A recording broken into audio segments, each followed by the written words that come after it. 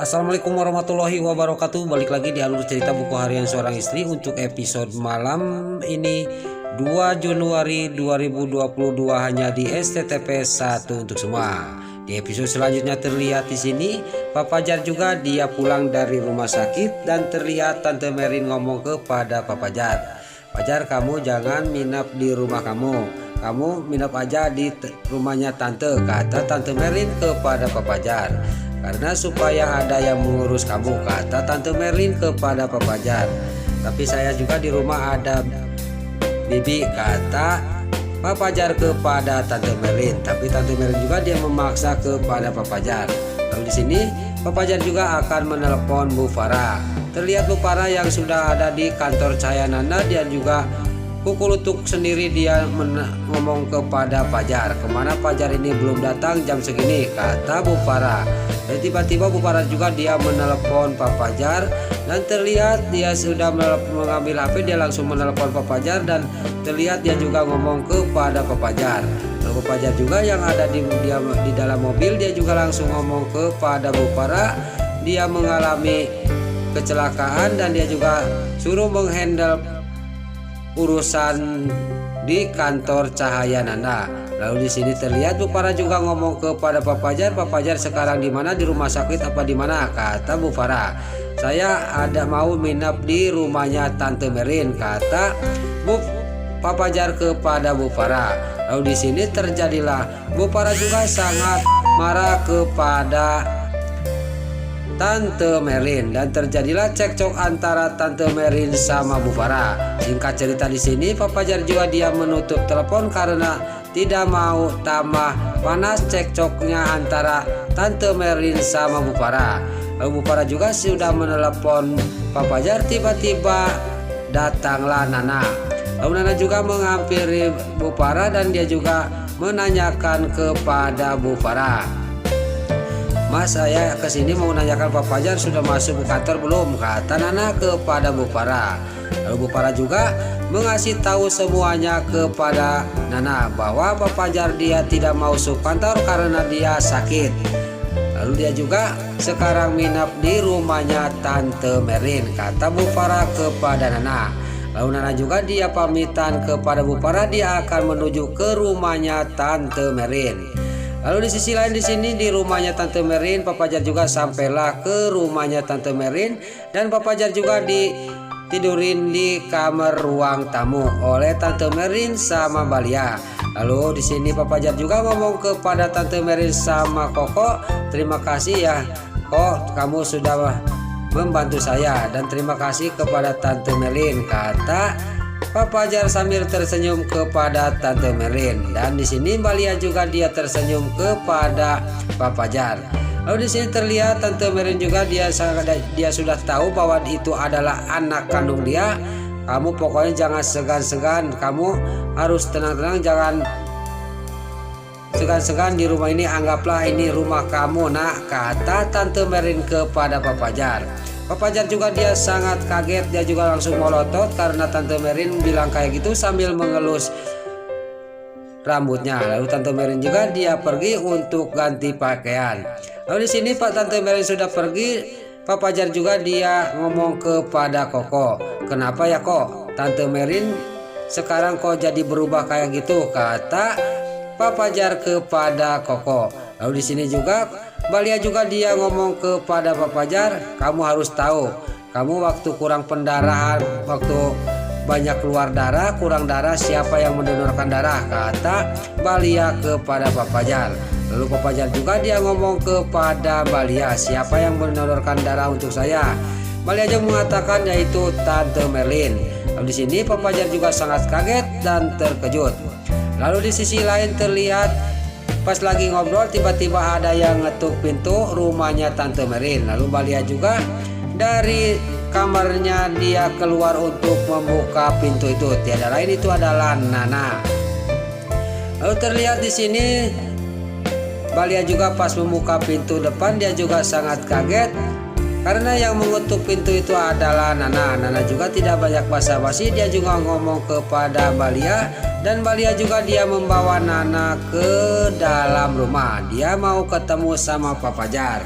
Lalu terlihat di sini juga Nana juga dia ketemu sama Papa Jar, dan Papa Jar juga dia sangat senang kedatangan Nana. Lalu di sisi lain di rumah sakit terlihat Pasha di sini pembukaan perban matanya. Lalu singkat cerita perban matanya Pasha juga sudah dibuka, dan terlihat Pasha juga masih ragu dia membuka matanya, tapi istrinya Lula juga mendukung kepada suaminya. "Buka aja mas, jangan ragu-ragu," kata Lula kepada Pasha. Lalu terlihat Pasha juga dia ngomong lagi kepada Lula, "Saya takut pas dibuka mata saya masih buta," kata Pasha kepada Lula. Lalu dokter juga di sini ngomong, "Udah buka aja Pak Pasha, pelan-pelan tapi bukanya," kata dokter kepada Pasha. Singkat cerita di sini Pasha juga langsung membuka matanya, dan pas dia dibuka dia mengucapkan syukur alhamdulillah dia bisa melihat lagi dan normal kembali. Lalu Lula juga sangat senang dan dia juga langsung memeluk suaminya. Lalu Pasha juga dia menyambut pelukan istrinya dengan penuh kasih sayang. Singkat cerita Pasha, Lucky, Lula dan Dewi juga dia pulang dari rumah sakit untuk ke rumah. Tiba-tiba si Broko Kroni sama si Livia yang disuruh oleh Nek Ratu. Di sini si Livia juga sangat kaget melihat Pasha sudah melihat. Tapi di sisi lain si Broko Kroni, si Kadal Buntung, si Biang Kerok dia juga bukannya dia mah senang dapat duit. Dia juga akan mengasih tahu kepada si Kehead Kelvin. Lalu tingkat cerita di sini si Broko Kroni juga dia menelepon kepada si Kehead Kelvin. Terlihat di rumahnya si Kehead Kelvin dia yang lagi makan tiba-tiba menerima telepon dari si Broko Kroni. Lalu si Nurus Tunjung, si Priska, si Muka 2 dia mengangkat telepon dari si Broko Kroni. Si Broko Kroni juga mengatakan semuanya kepada si Kehead Kelvin, sama si Nurus Tunjung, si Priska, sama si Alia Silatel, bahwa Pasha dia sudah bisa melihat lagi dan sekarang dia pulang, kata si Broko Kroni. Lalu di sisi lain terlihat Pasha, Lula sama Lucky dan Dewi juga pas di mobil dia juga sangat senang, dan dia juga berhenti di depan rumah makan karena dia akan merayakan syukuran dia karena sudah melihat lagi. Lepas dia mau jalan ke sebuah kafe, tiba-tiba di sisi lain di sini Dewa pun sama Nana sangat kaget Pasha sudah pulang dari rumah sakit dan sudah melihat. Terlihat Nana juga sangat benar-benar sangat kaget. Lalu Pak Dewa sama Nana juga dia menghampiri Pasha, Lucky, Lula dan Dewi. Lalu di sisi lain tibalah si Kehead Kelvin dia sama si Alia Siatul sama si Nurus Tunjung, si Priska dia juga sangat kaget. Lalu terlihat si Priska juga dia ngomong kepada si Kehead Kelvin, "Ini tidak adil Pak Kelvin, pokoknya saya minta Pasha harus dibikin buta lagi," kata si Nurus Tunjung, si Priska. Gak lama kemudian datanglah si Kehead Tony. "Ngapa Pak Kelvin menelpon saya?" kata si Kehead Tony. "Kita harus hajar mereka. Sasaran terutama yaitu Pasha harus dibikin buta lagi," kata si Kehead Kelvin kepada si Kehead Tony. Singkat cerita di sini juga rombongan Dewa juga sama Pasha, Lucky, Dewi, Lula, Nana juga dicegat oleh rombongan si Kehead Kelvin. Terjadilah perkelahian antara anak buahnya si Kehead Kelvin sama Dewa. Tapi tidak lama di sini anak buahnya si Kehead Kelvin juga bisa dikalahkan, dan si Kehead Kelvin juga dia kena pukulan matanya, dan matanya si Kehead Kelvin juga tidak bisa melihat karena dihajar oleh Dewa. Lalu si Kehead Kelvin juga sama si Alia Siatul juga dilarikan ke rumah sakit. Lalu terlihat Pasha juga sudah mereka pergi, dia juga langsung melanjutkan makan di sebuah kafe. Lalu Lula juga dia ngomong kepada suaminya untuk kita bisa mengalahkan anak buahnya si Kehead Kelvin.